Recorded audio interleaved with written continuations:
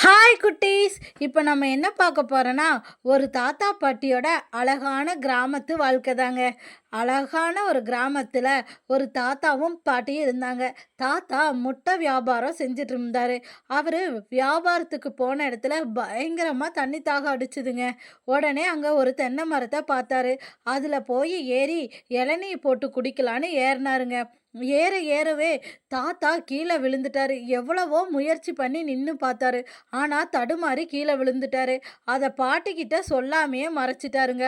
ஒரு நாள் தாத்தாக்கு ரொம்ப வலி வந்து கீழே விழுந்துட்டாரு. பாட்டி கத்தி அழ ஆரம்பிச்சிருச்சு.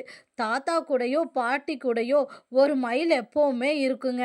அதுக்கு அவங்க தீனி போட்டு வளர்த்திட்டு இருந்தாங்க. அந்த மயில் தாத்தா விழுந்ததை பார்த்த உடனே ஓடி வருதுங்க. அதையும் என்னென்னமோ பண்ணி பார்த்துச்சு. தாத்தாவோட நெஞ்சு மேலே ஏறி மிதிச்செல்லாம் பார்த்துதுங்க. உடனே தோகையை விரித்து பயங்கரமாக தாத்தாவோட நெஞ்சை அமுத்தவும் செய்யுது. ஆனால் தாத்தா எந்திரிக்கவே இல்லை. அதுவும் எவ்வளவோ முயற்சி பண்ணுச்சு. அதுக்கப்புறம் தாத்தா எந்திரிச்சு உட்கார்ந்தாருங்க. அப்போ பாட்டி ரொம்ப சந்தோஷப்பட்டாங்க. தாத்தா மறுபடியும் உயிர் பொழைச்சிட்டாருன்னு. எப்போவுமே நம்மளுக்கு கடவுள் வந்து வாயில்லாத ஜீவன்கள் கூடவே இருக்கிற மாதிரி இருக்குதுன்னு பாட்டி சொன்னாங்க. தாத்தாவும் அதை உணர்ந்தாரு.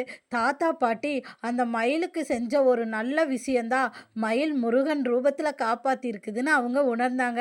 இந்த கதை உங்களுக்கு பிடிச்சிருந்தா லைக் பண்ணி சப்ஸ்கிரைப் பண்ணுங்கள்.